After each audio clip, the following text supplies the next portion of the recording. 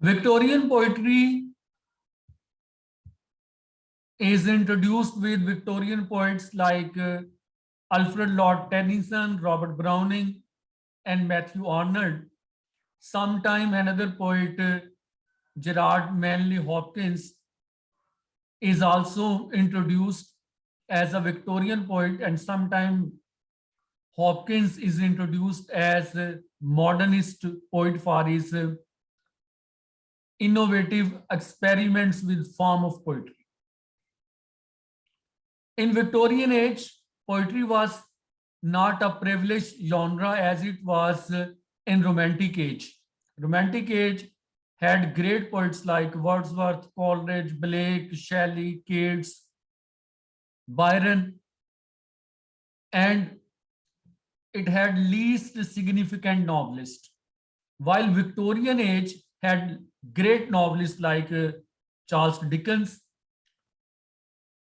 George Eliot, Anthony Trollope, Gissing, Meredith, and Bronte sisters, and Thomas Hardy. And its poetic creations are not of the same rank as novel of the age. Anyway, we recall major poets of Victorian poetry and their works. First, and he is thought the representative figures of Victorian poetry, as Charles Dickens is thought representative novelist, Tennyson is thought the representative poet. In Memoriam is thought his masterpiece. That's an elegy on the death of close friend of the poet Arthur Henry Hallam. AHH is abbreviation of that name, Arthur Henry Hallam. Arthur Henry Hallam died in 1833 at the very tender age of 22. Tennyson worked on the poem between 1833 and 1850, we can say 17 years, and then he presented his masterpiece.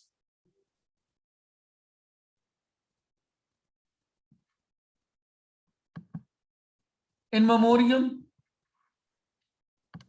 that's a title of Tennyson's great elegy. Elegy is the poem written on the death of someone that mourns the loss of near and dear ones. It became popular when Queen Victoria's husband, Prince Albert, died 11 years after the publication of that poem, I mean 1861. यानी जब Prince Albert की death हुई तो ये poem जो कि Tennyson ने लिखी थी अपने फ्रेंड आर्थर हेनरी हेलम के लिए, ये इक्वली रेलिवेंट समझी गई क्वीन के ग्रीफ को एक्सप्रेस करने के लिए for Queen's husband prince Albert. Melancholy tone of the poem became a keynote of late Victorian taste and sentiment.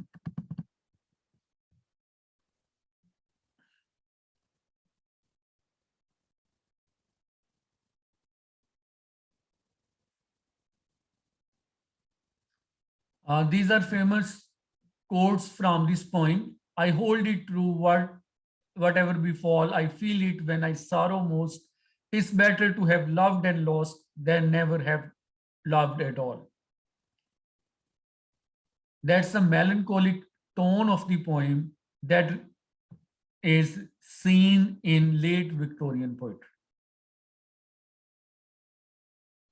The Lady of Shalott, that is also a famous poem by Tennyson, that's based on a medieval legend and a dreamlike atmosphere is presented in this poem.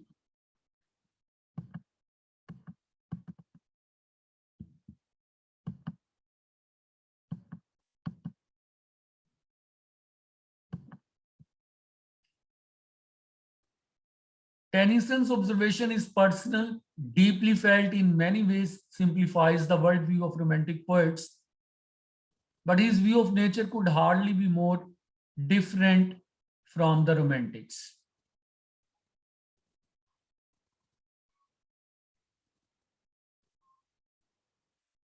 In Memoriam, there is a quote, nature red in tooth and claw, and that shows the violent nature, and violent nature, we can say, deprives the poet from consolation that was offered to romantic poets like Wordsworth.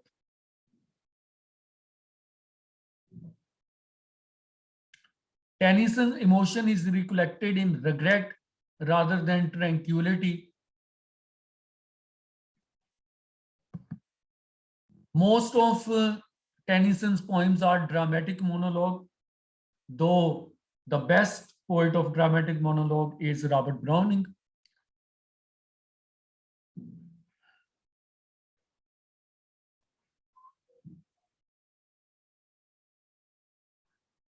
Lady Shallot is dramatic monologue. Ulysses is dramatic monologue. Tithonus is dramatic monologue.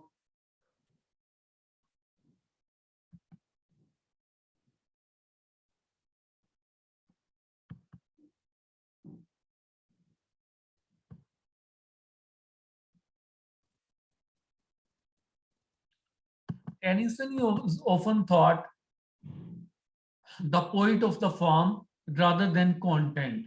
It is thought his ideas are not so forceful as his form is lyrical, poetic, delicate.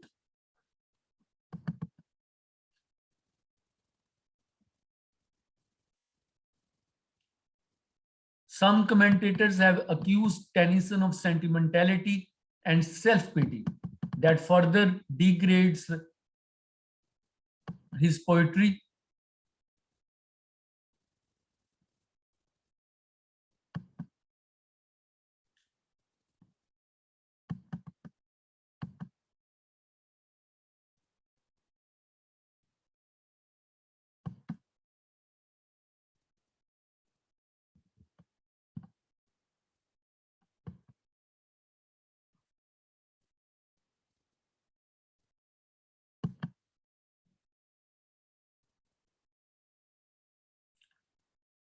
It is remarkable that Lord Tennyson turned both at the beginning and at the height of his career to the myth of King Arthur and Knights of the Round Table. Mean he turned towards medieval legends or medieval romances.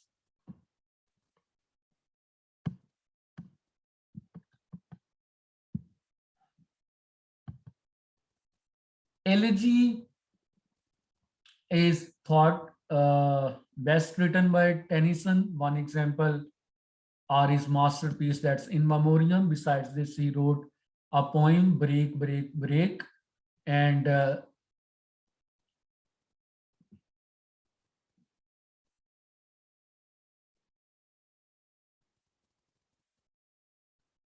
Tennyson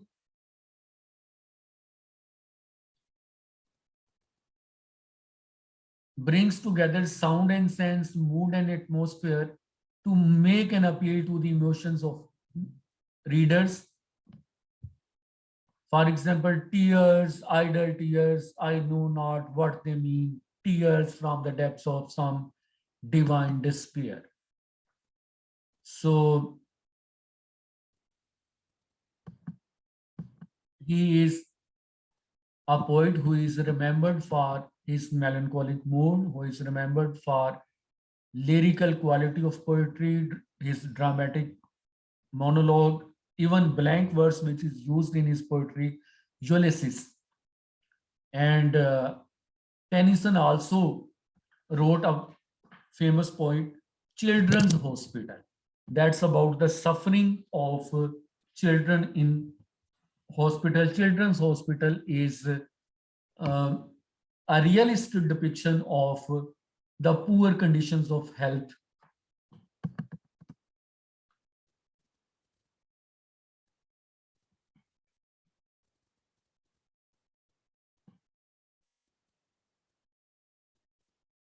Next is Robert Browning. Robert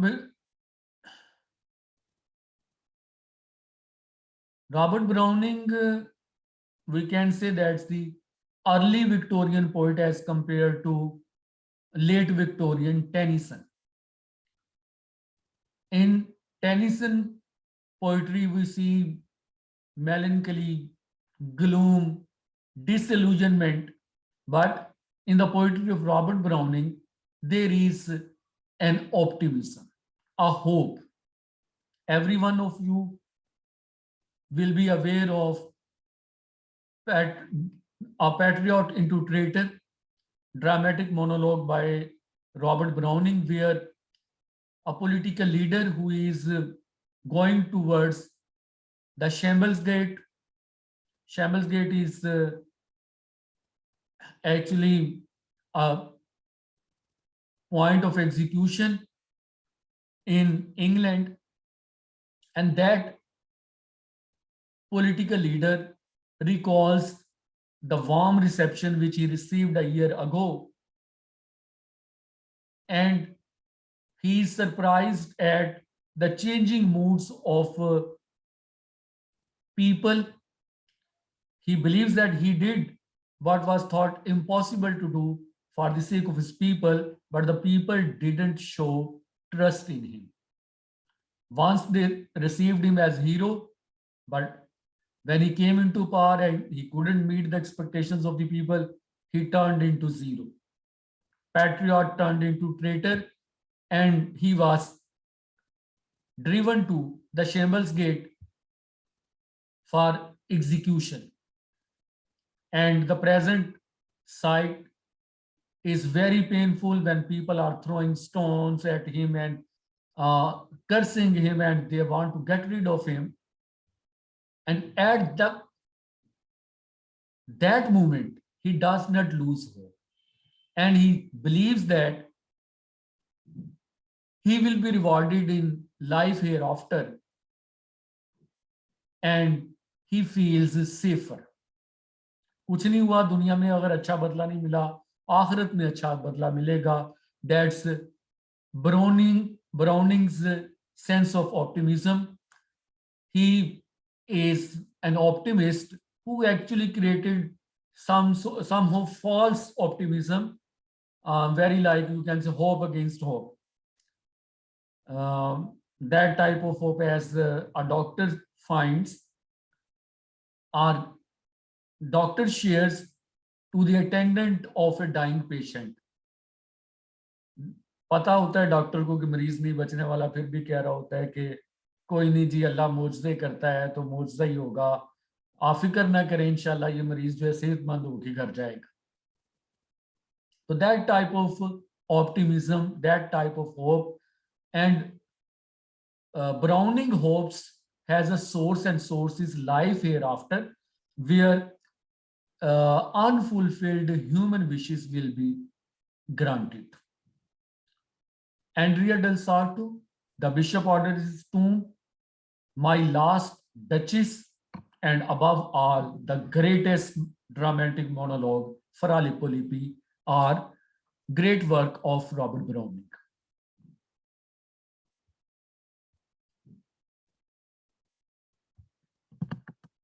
My last duchess is the most widely known of Browning poem, a tale of love and violence.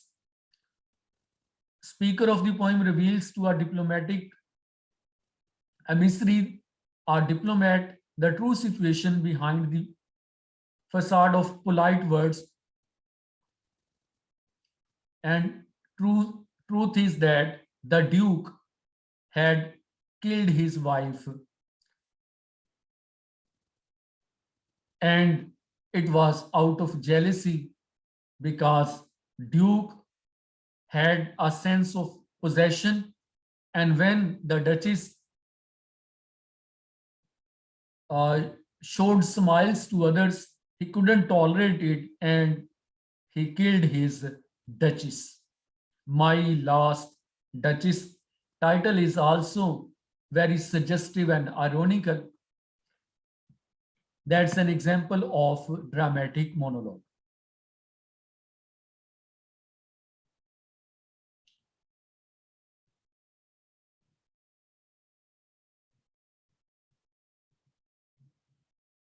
Major works of Robert Browning include dramatic lyrics, dramatic romances and lyrics, and third one, dramatic persona, and two series, dramatic idealists.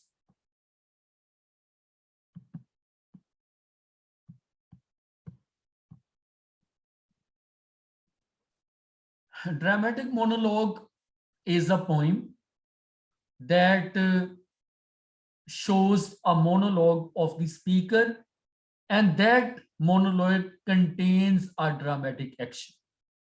I repeat, dramatic monologue is a poem in which the central character or speaker shares a monologue and he addresses present or absent audience, but audience do not take part in that conversation.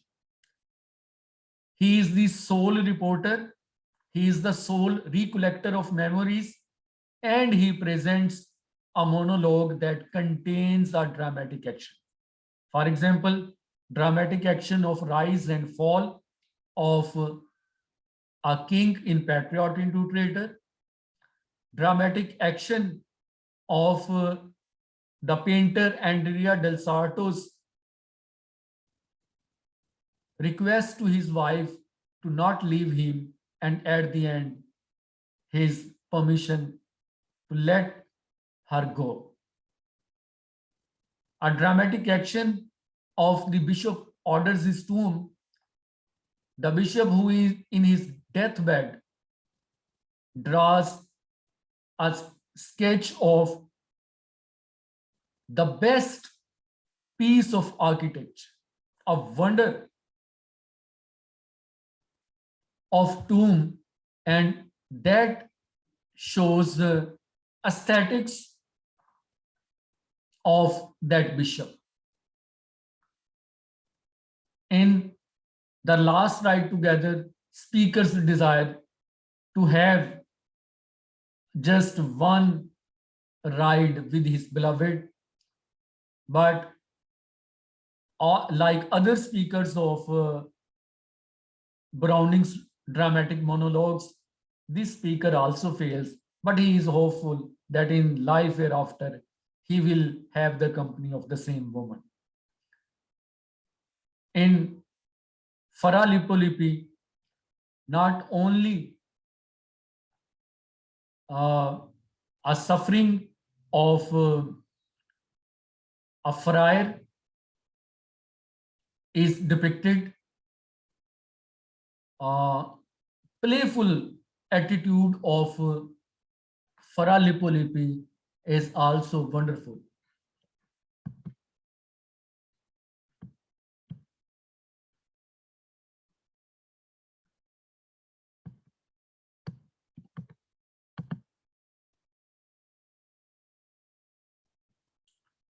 Browning's dramatic monologues enable him to explore extreme and usually extremely morbid states of mind.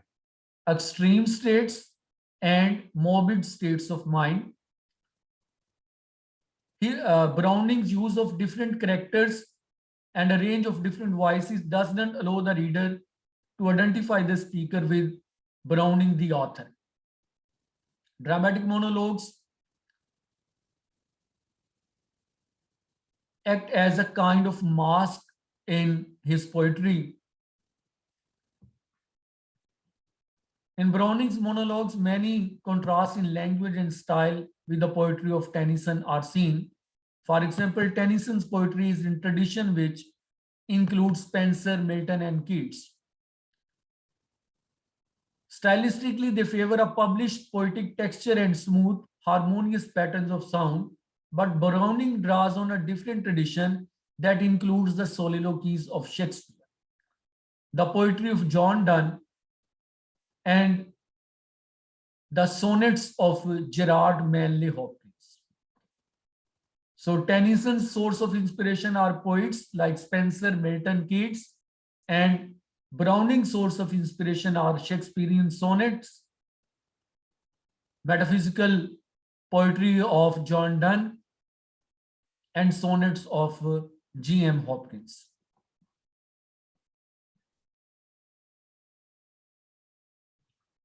These poets, I mean Shakespeare, Hopkins, Donne, they use more colloquial language, which is not seen in the works of Spenser, Milton, Keats.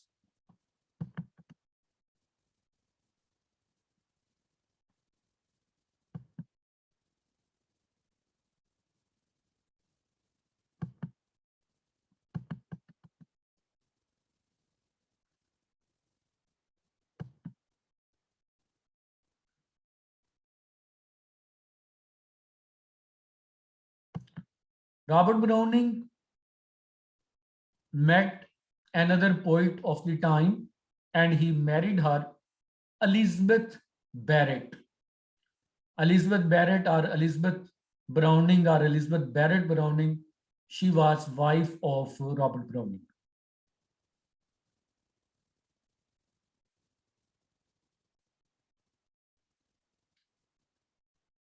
Browning is the widest ranging of Victorian poets in his intellectual and cultural concerns and spent much of his life in Italy.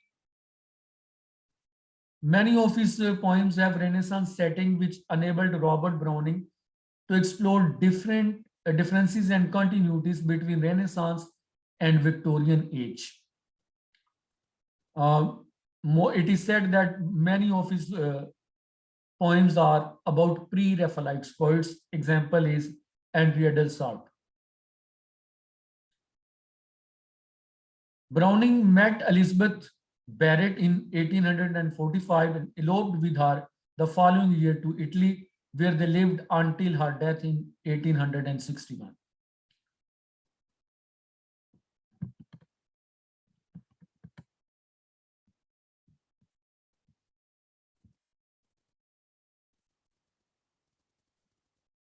She is Elizabeth Barrett is remembered for her novel in verse Aurora Lee. That's a life story of a woman writer, and that anticipates, you can say, future writer like Virginia Woolf.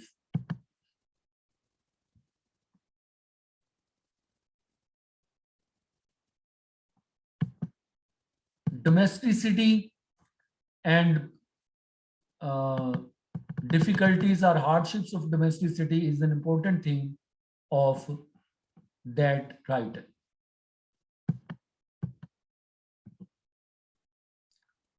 Another Victorian poet is Edward Fitzgerald, who is known for the translation of the Rubaiyat of Umar Khayyam. That is, you can say, very poetic work and much admired, the Rubaiyat of Umar Khayyam.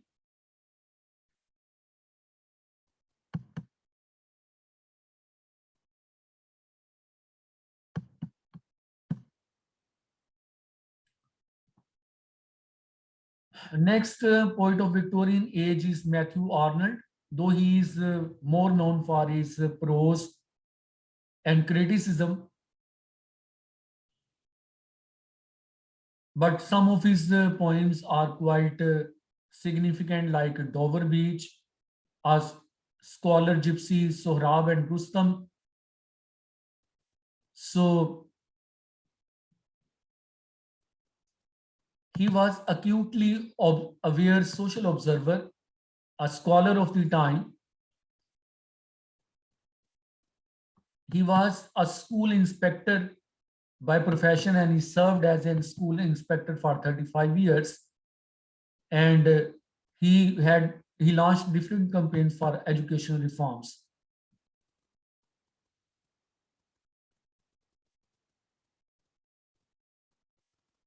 Scholar Gypsy is a pastoral poem of the Oxford countryside, which reached a wide readership with its observation of the strange disease of modern life. And what is disease of modern life? Disease of modern life is modern man cannot enjoy the company of nature and cannot come with spontaneous thought. So scholar Gypsy, who is an Oxford scholar and speaker of the poem, he goes in search of spontaneous original thought, which he thinks they are hidden in nature. Sohrab and Rustam, everyone knows that's a Persian legend, and that is also written in form of epic by Matthew Arnold. Balder Dead is thought his great work, and it is based on a Norse myth. Norse are actually Scandinavian myth. Norse myth of the death of a god.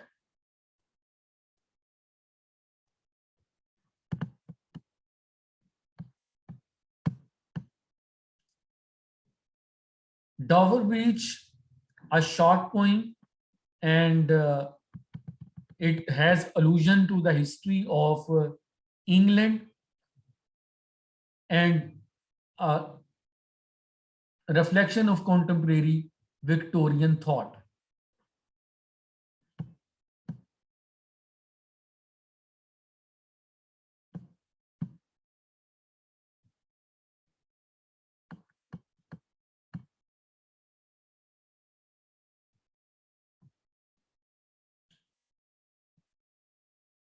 Another poet of late Victorian age is Algernon Swinburne, and he is often remembered in context of the Boer War that were fought between England and Netherlands in South Africa.